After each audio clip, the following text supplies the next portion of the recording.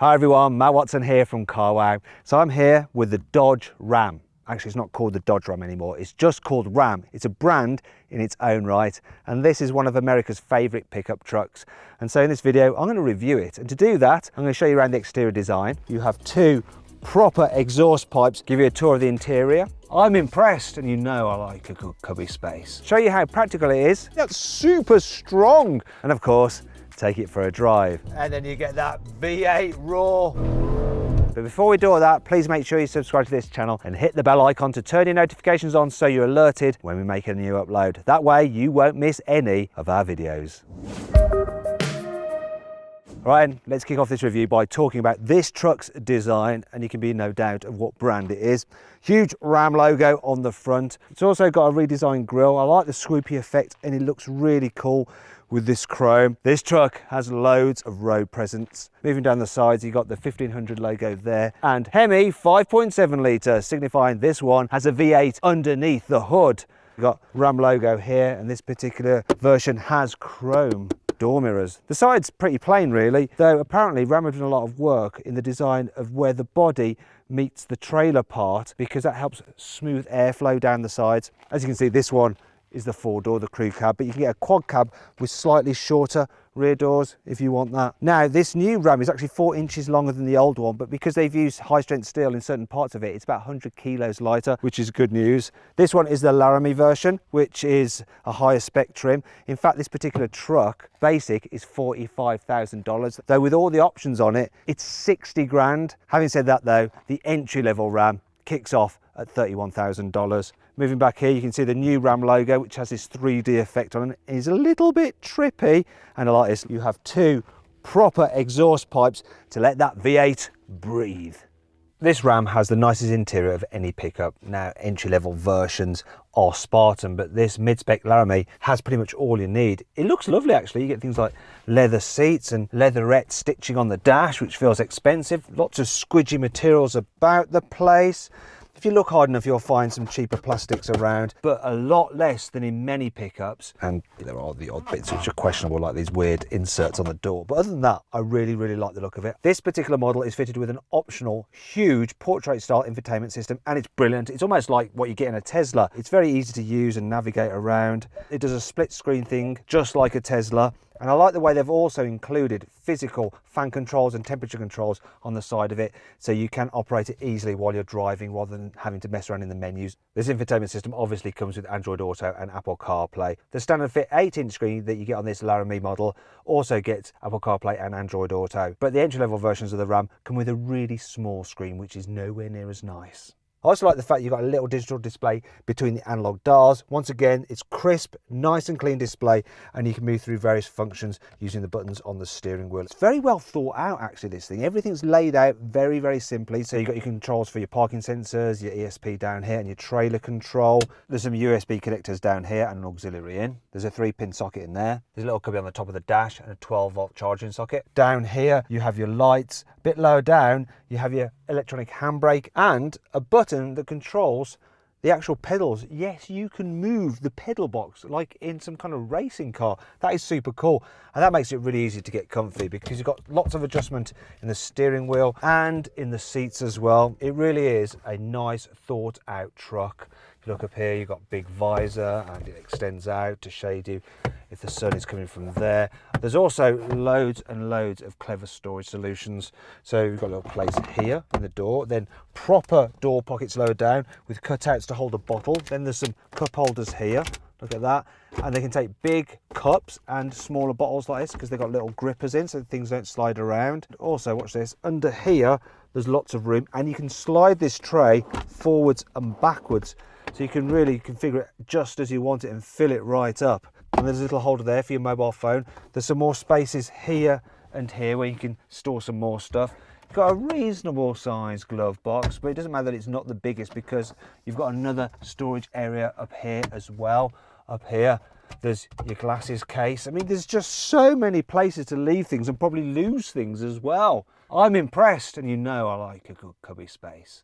Also, I like this. The panoramic glass roof, which you can get on this Ram. It opens halfway, and then if you want it to go all the way, you press it again. Yay! One other feature I should point out are the grab handles, which you need to get in and out in a tall truck such as this. On many trucks, they poke out and get in the way of your eye line, but these have been specifically designed so they don't actually extend beyond the A-pillar. Great idea. This thing is so well thought out. I hope it's the same in the back. The back seats of the Ram are absolutely epic. Decent headroom despite having this panoramic glass roof fitted. Lots of knee room, plenty of foot space as well, and you can stretch out into the seat in front. I like this feature. Look at this. I can slide the seats and then they recline, and it's even more comfy then. I also like the fact that they've got 3 individual chairs, so the middle seat is just as comfortable as the outer 2, and because it's nice and wide, this cab, there's plenty of shoulder space and plenty of foot space because you've got a completely flat floor. It's really, really well thought out. If there's no one sat here, you can pull this down and use the armrest. You've got a couple of cup holders there and a bit of storage there. In fact, there's loads of storage. There's more cup holders here. You've got pockets in the seat backs, storage here, huge door bins down here. And under here, look, there's even more storage under there, would you believe? And even some tie down points. This is brilliant. And of course, you can lift up the seat bases to carry things in here and store things under there. There are, of course, Isofix anchor points, which are easy to get at here and here. Kids will love it back here as well because low window ledge, great view out. Windows go all the way down as well. And there's plenty of places to charge everyone's devices. Look, loads of USB points there, 3-pin charging socket there. And we've even got heated rear seats on this particular version. This is a great pickup for families, no doubt about it.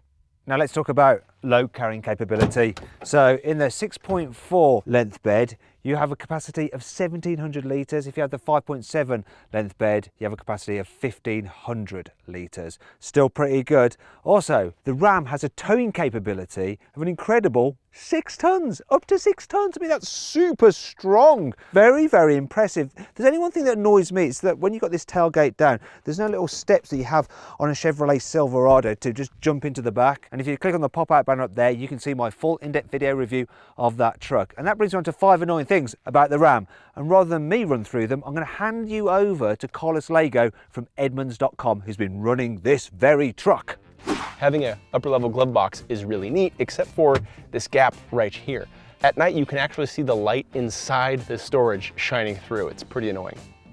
The Ram's available with all the latest safety tech, but to get things like parking assistance and frontal collision mitigation, you have to go to a higher trim level, like this Laramie. Ram does a lot of Easter eggs, like this conversion sheet underneath here. I don't know when the last time you needed to use the Pythagorean theorem is, but there it is. You also have this Ram logo, which feels a bit unnecessary because I already have one right here, and plus resting your elbow on it could get annoying. Now, because the door stops right about here, if I've just driven through a big pile of mud, and I have because I'm driving a truck, when I step out, oh, suddenly I've just got mud on the back of my jeans. The Ram can do off-road with the Rebel trim level, but when it comes to real serious stuff, Ford still has the bragging rights with the F-150 Raptor. It's not all negative though. Here's the Carwow 5 cool features. The Ram is available with the most powerful sound system ever fitted to a pickup. It's a Harman Kardon system. It has 19 speakers, 900 watts and a 10-inch subwoofer with noise cancellation. The rotary gear selector is super easy to use, and I like the fact that when you turn the engine off, it automatically goes into park. There seems to be something missing, look. Where are the big leaf springs that you normally get on pickup trucks? They're not there because they're replaced by coil springs for a more sophisticated ride. Also, you can even get this vehicle with all-round air suspension. The reversing camera has a special zoom function to look down at the tow hitch to make it easier to attach a trailer. Also, if you've got a trailer attached, the blind spot monitoring can tell and will account for the fact so you don't suddenly weave it into other cars while changing lanes. As you go with 35 miles an hour, this active front air dam extends down to improve the aerodynamics. Engine choices are pretty simple. There's a 3-litre V6 diesel, a 3.6-litre V6 petrol, or this 5.7-litre V8 Hemi, which has 395 horsepower and 555 newton meters of torque. All engines come with an 8-speed automatic gearbox, and you can get rear-wheel drive or 4-wheel drive versions. Now, for full details on the Ram or other pickups or any cars in the US, head over to Edmunds.com. It's basically the American version of Carwow, so a car comparison website. The link is in the description below. Right then, what is the Ram 1500 like to drive? Well, I'll tell you what, out of all the pickup trucks I've driven, this is by far the nicest. It has the comfiest ride. It's actually really good over bumps. You still get a little bit of shimmy and shake, because after all, it's built on a ladder frame chassis, but because you've got that coil spring suspension at the back, it's just way more composed than other trucks that have leaf spring. I'll tell you another thing that's good, the steering. It's nice and light, it's fairly precise as well. All in all, it's quite pleasant to drive, and when you're just cruising along, it's reasonably quiet. The V8 doesn't make much of a noise until you want it to, and when you want it to, you put your foot down, and then you get that V8 roar. The gearbox, 8 speeds, responds really, really well. I don't know if you could hear it there, the tyres squealing a bit. You know, you can push this thing into the corners. It goes round really well for a truck. And the brakes have a nice solid feel to them, yet have plenty of stopping power as well. This is surprisingly good to drive. Being British and coming into these big trucks, I just thought they'd be absolutely awful, but this has just changed my mind. Do you know what? The luxury car of America isn't a Lincoln or a Cadillac anymore. It's a Dodge Ram, high spec Dodge Ram, lovely inside, comfy to drive, super practical, does it all. If I was going to make one complaint, I guess I could say that the V8 in this truck doesn't quite have the punch that you get from the turbocharged V6 and a Ford F-150, but really I'm splitting hairs. I'll take this. I'd quite like one, thank you very much. Trouble is, when you bring them to the UK with import taxes, they work out super expensive, so I don't think I'll bother. But if I was in the States, I would choose one of these.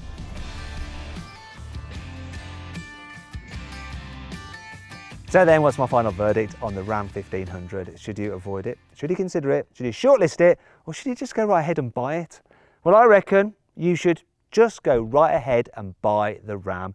It is a brilliant all-round pickup truck and can be all things to all people.